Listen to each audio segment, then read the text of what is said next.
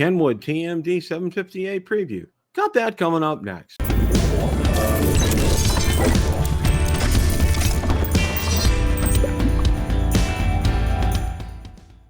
Bill from Ham Radio Basics here. If you like the content of this video or anything on my channel, make sure you hit the subscribe button and ring the notification bell so you don't miss any future content. With that, let's begin. The other night, I hosted Ham Radio Basics Live. We went and took a look at the new Kenwood TM D750A that was just announced at Hamcation. So without any further ado, let's roll that clip. It's in its entirety. Kenwood came out with a new radio. Well, they announced a new radio, and we're gonna kind of take a look at it with what we know so far. The radio is TMD 750A. It's a tri-bander, 144, 220, 430 digital tri-bander here. And I'm gonna take a look here. And the Kenwood multiband mobile transceiver, advanced APRS and digital voice capabilities, plus built-in wireless local area network, takes your operating experience to the next level. And key features: APRS protocol compliant, D-Star digital protocol capable, built-in wireless local area network, and I'm trying to read some of these here. Reflector terminal mode, I think, simultaneous reception, built-in KISS TNC, flexibility, convenience, display, connectivity by USB-C, voice guidance, and audio quality of built-in speakers, renowned Kenwood sound quality. Okay. Yeah, that is, it's a nice, that's a nice, you got that right, Chris. I agree. I agree with you. Now, one of the things that I want to do here, of course, this was from DX Engineering's page, and you can put down a reservation for $35. And now, one of the things that I found out is this is coming out in summer of 2025, so it won't be here until summer. Now, I want to go ahead and share, and you can see right down here, there's a reservation, and it talks about some of the things here. Real-time two-way data communication for full-scale operations featuring a wealth of displays and functions. D-Star digital protocol compatible, flexible D-Star network access, including Bluetooth, USB, and wireless local area network. Built-in wireless local area network. D-Star network can be accessed directly and easily through direct mode without the need of external devices.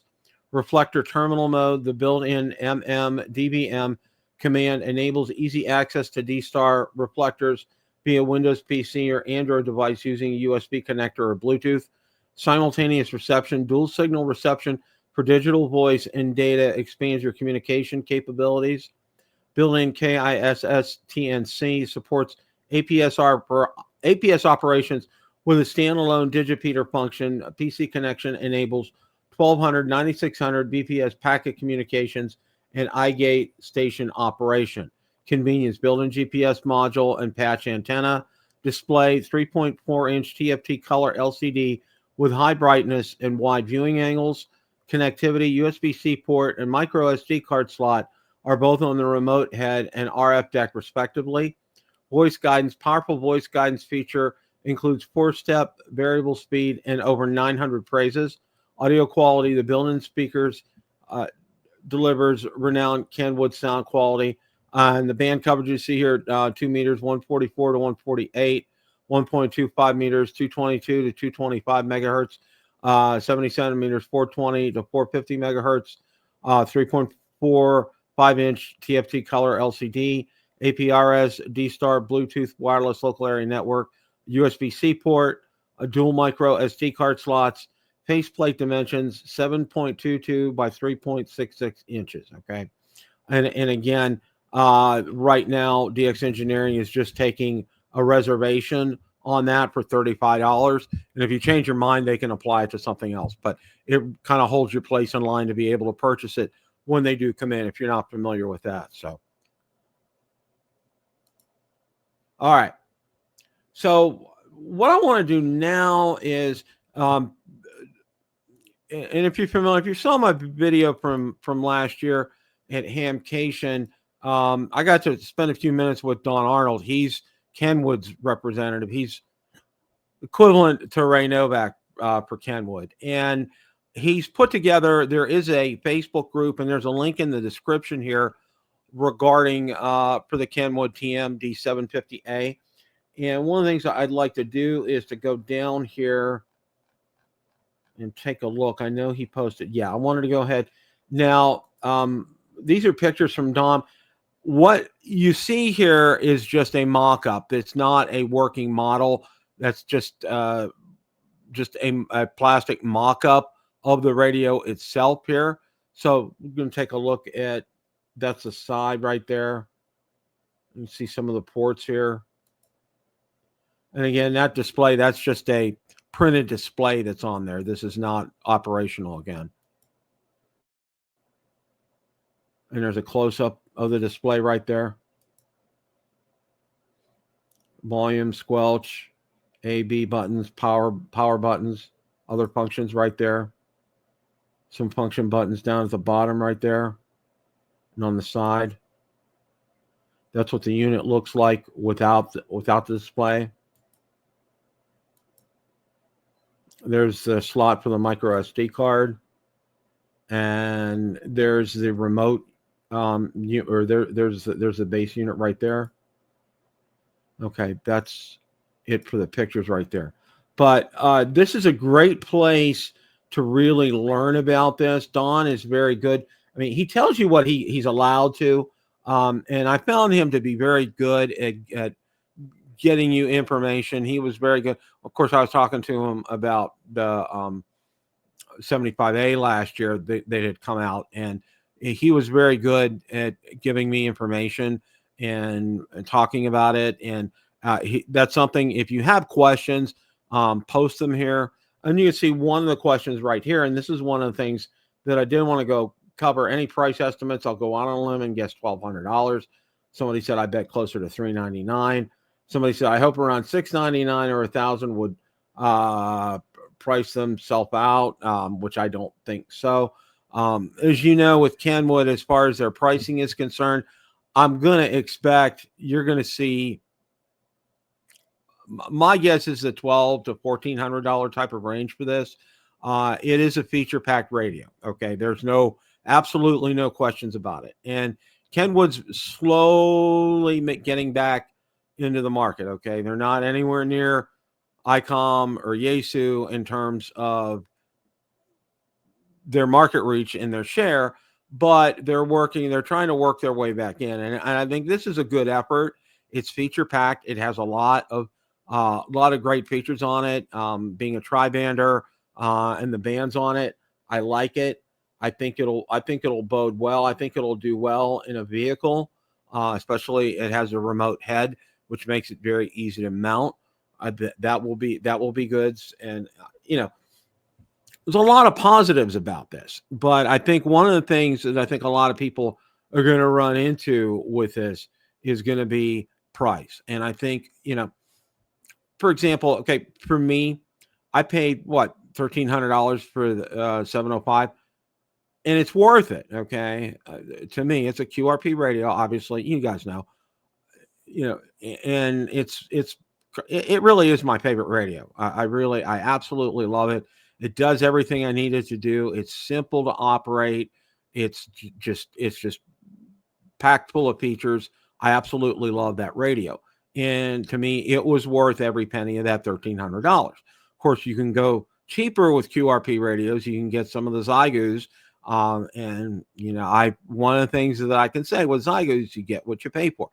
The G90, I'll make an exception, but the 6100, 6200 series, that's a big pass for me, especially after having had my flavor of both of them and quickly deciding that's not my cup of tea.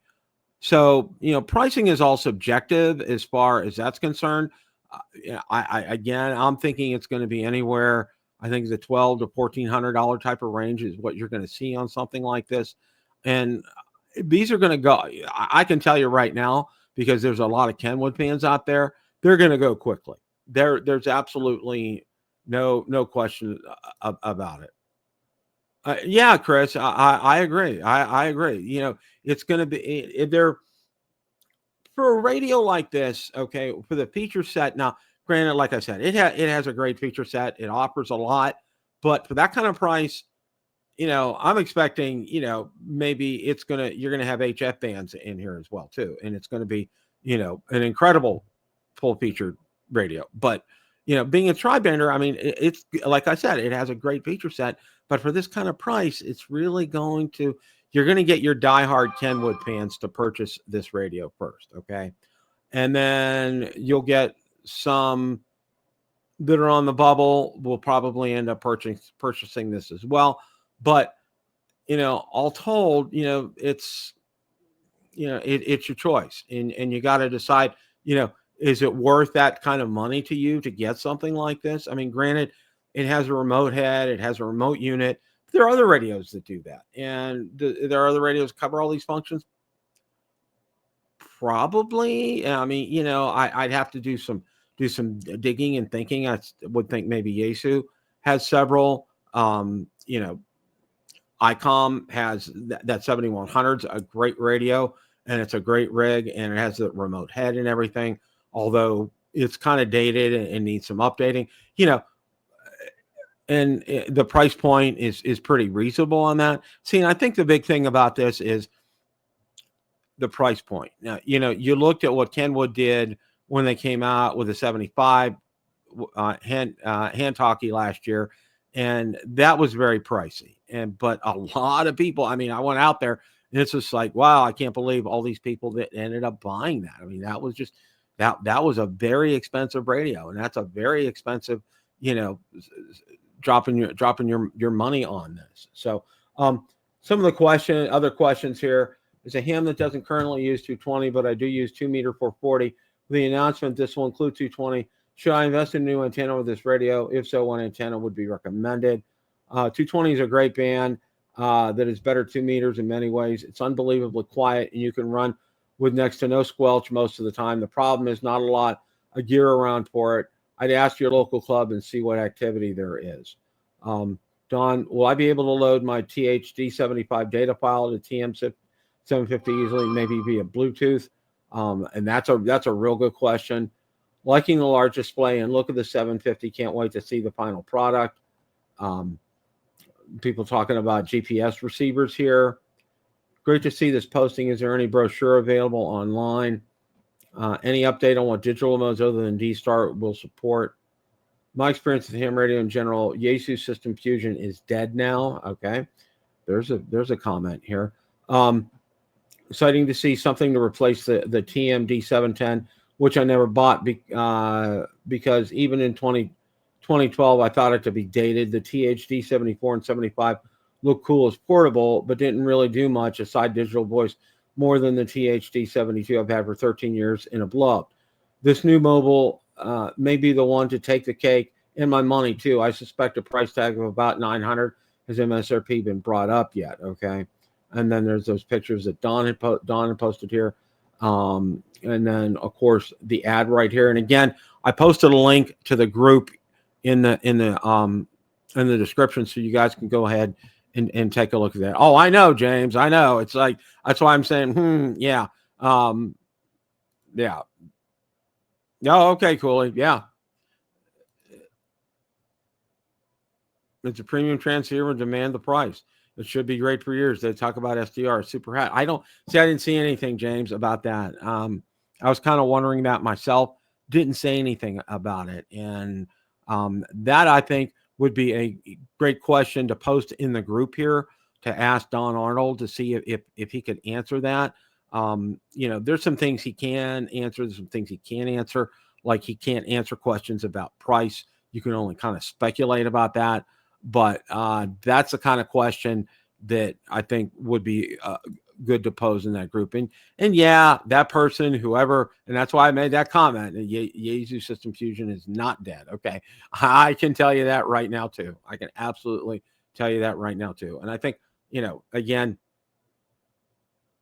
you got to consider, this is mostly for a Kenwood type of audience. So that's the kind of responses you'll probably end up getting.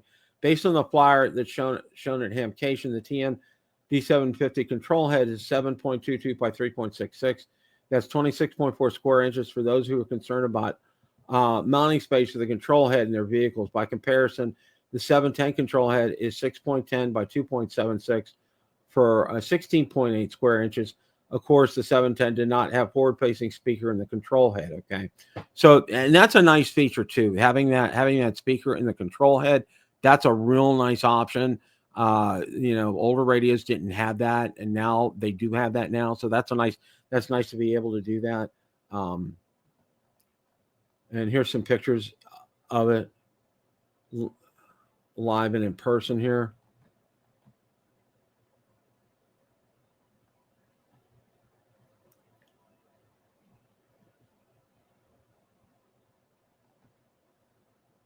And it's going to be 50 watts on all three bands, just to let you guys know. I'm looking for additional information.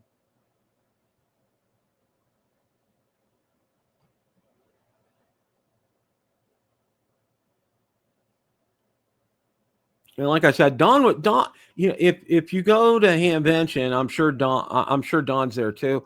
When I ran into him at Hamcation, he's excellent. I really enjoyed spending a few minutes talking to him. Very knowledgeable, very friendly. Can tell you what he knows. And if you ask him some detailed questions, I asked him some detailed questions about the 75 and last summer or last spring, and he was very forthright with his answers. He did a great job on that. So I really, really, really kind of like that. So that's kind of where things are right now with this radio.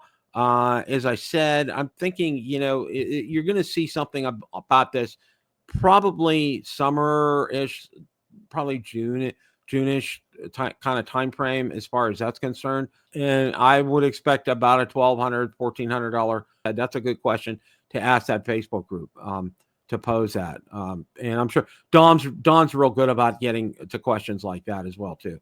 He's very responsive for the group. He creates a lot of the Kenwood groups himself, and he's the admin of them, so he does a great job, and he gets back and answers people's questions. He's real good about that. So I think that's where we're at with this Kenwood. Question of the day: what did you think of Kenwood TM D750A Preview? Let me know in the comments section below. Thanks so much for watching, and remember, it's a great day to make a QSO. 7 3s, everyone.